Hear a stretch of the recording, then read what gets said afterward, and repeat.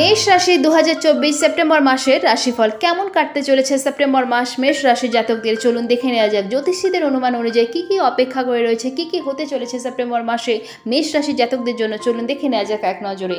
তো দেরি না করে চলুন শুরু করা যাক। তো প্রথমেই সবাইকে স্বাগত আপনাদের ইউটিউব চ্যানেল টপ লেটেস্ট নিউজে। আর এরকমের ভিডিও দেখার জন্য টপ লেটেস্ট নিউজকে সাবস্ক্রাইব করে পাশে থাকবেন আর ভিডিওটা ভালো লাগলে লাইক শেয়ার করতে অবশ্যই ভুলবেন না। তো চলুন দেখে নেওয়া যাক সেপ্টেম্বর মাসের রাশিফল মেষ রাশি জাতকদের জন্য। মেষ রাশির উপাদান আগুন, রাশির অধিপতি মঙ্গল, রাশির আরাধ্য ঈশ্বর শ্রী হনুমানজি, শুভ রং লাল, শুভ সংখ্যা 1, 8, শুভ দিক পূর্ব, শুভ ধাতু সোনা এবং তামা, শুভ পাথর লাল প্রবাল, শুভ দিন হচ্ছে সপ্তাহের মঙ্গলবার, বৃহস্পতিবার এবং রবিবার।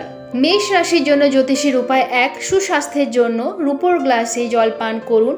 2, যখনই সম্ভব হলুদ জিনিস এবং খাদ্য সামগ্রী যেমন ছোলার ডাল, হলুদ সরিষা ইত্যাদি দান করুন। 3, প্রতিদিন ভগবান সূর্যকে জল নিবেদন করা শুরু করুন।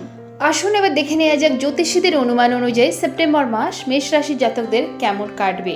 18 সেপ্টেম্বর থেকে শুক্র তার নিজের রাশিতে থাকবে। তুলা আপনার সপ্তম ভাবে প্রবেশ করবে, যা ব্যবসা সংক্রান্ত সমস্যা কমিয়ে দেবে।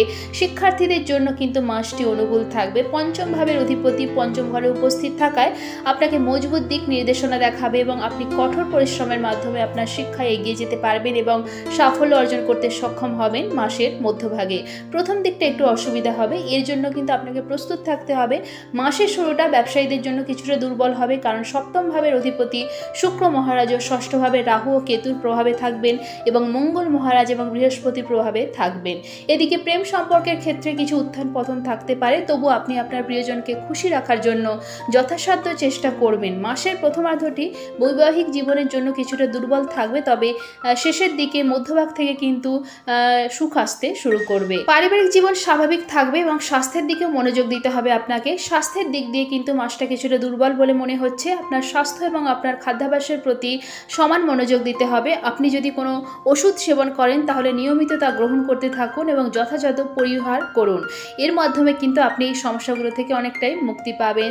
তাছাড়া আপনার একাধিক মাধ্যমে অর্থ উপার্জনের সম্ভাবনা থাকবে। এই দিক দিয়ে আর্থিক দিকটা দেখতে গেলে মাসের শুরুতে সূর্য মহারাজও পঞ্চম ভাবে বসে আপনার একাদশ ভাবে দেখবেন, যার কারণে আয় সংক্রান্ত সমস্যা কমে যাবে এবং আপনি আর্থিক সুবিধা পাবেন।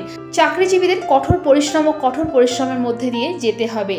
এই মাস মেষ রাশির জাতক জাতিকাদের জন্য কিছু সাবধানতা অবলম্বনের মাস হবে, যদিও আপনি আর্থিক সুবিধা পাবেন এবং আয় বৃদ্ধি পাবে, কারণ পুরো মাস জুড়ে শনি মহারাজ বক্রী অবস্থায় থাকবেন এবং আপনার নিজস্ব রাশি কুম্ভ রাশিতে আপনার একাদশ ভাবে উপস্থিত থাকবেন এবং আপনার আয় বৃদ্ধি করতে থাকবেন।